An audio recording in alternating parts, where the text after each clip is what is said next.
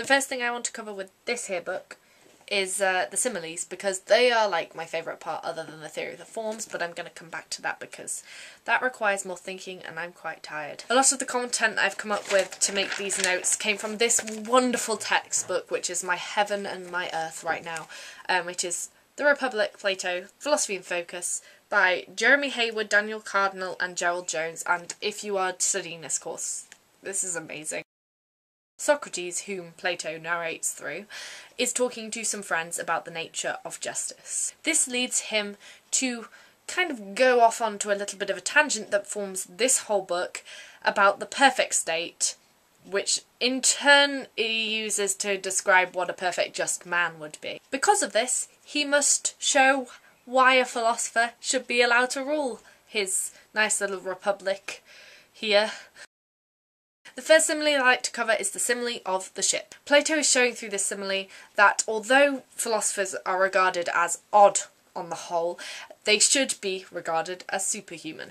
It is also regarded as a massive criticism of democracy. Like massive criticism of democracy. First thing you should know is that in the society that Plato is living in, philosophers are regarded as useless and vicious and dangerous. Primarily, the simile of the ship is basically defending them against this whole idea of uselessness. Socrates agrees with the fact that they are regarded as useless, but only because society has found no use for them. There are 5 key aspects to this simile, which you should be aware of. 1. The crew represent the society, or polis, as it is called. Polis?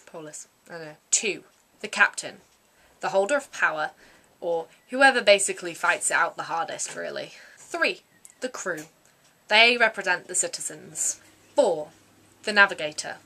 This is the philosopher. And 5. The stars, which represent the forms, which I will be making a video about if you don't understand right now. Basically, the crew argue and fight and just get a bit angry at each other, and whoever is the angriest and stuff gets into power. The crew generally sees the navigator as completely irrelevant and has no use in whatever they are doing. The navigator is concerned with truth and the forms and what is in the sky. The navigator is also not concerned with short-term and immediate pleasures. There are quite a lot of criticisms of this simile. Plato is, as always, arguing through analogy, so if the analogy fails, the whole thing kind of falls flat and we're a bit laughing at old Plato over there. Not that he's over there. There is an argument for whether the navigator would be the best leader or whether the navigator would be better as an advisor, because they may not be good at leading but they may know the truthful stuff, and yeah.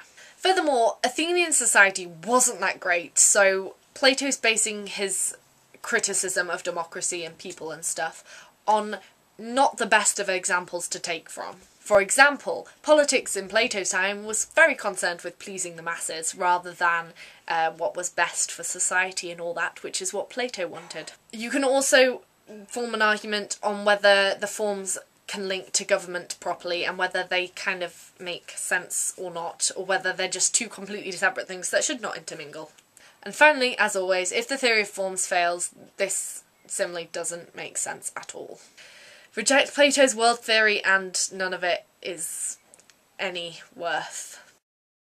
The second simile I want to go over is the simile of wild and dangerous animal. This part of the dialogue is defending the view that philosophers are not vicious, because that's how they were perceived apparently. He first tells us that the natural qualities of a philosopher make them easily corruptible. He then states that the public are like a wild and dangerous animal. We're stupid people, yay!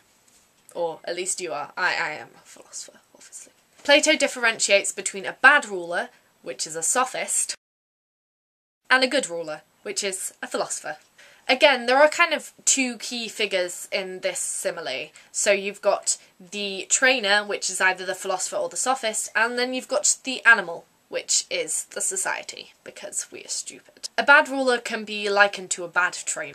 A bad ruler will try and appeal to the likes and wants and pleasures of the animal and have no true knowledge of what the animal needs. On the other hand, a good trainer, or a good ruler, will have an in-depth and good and true and form-like knowledge of the animal or society, so would be able to give it what it needs, not what it wants, because society does not know what it wants. Plato says that it has a proper and genuine understanding of what the society needs. This is called by modern political theorists paternalism. The criticisms are very, very similar to that of the ship. It is based on Athenian democracy and Athenian society, and therefore it cannot really be applied to modern society at all. And also Athenian democracy and society was pretty rubbish, so it wasn't something that you could liken to today as such. The biggest criticism, I would say, is that it assumes people were stupid. And it assumes that they're completely incapable of doing anything or knowing what they need. And we're going to come back to that in the next couple of similes, which I'm going to cover in my next video.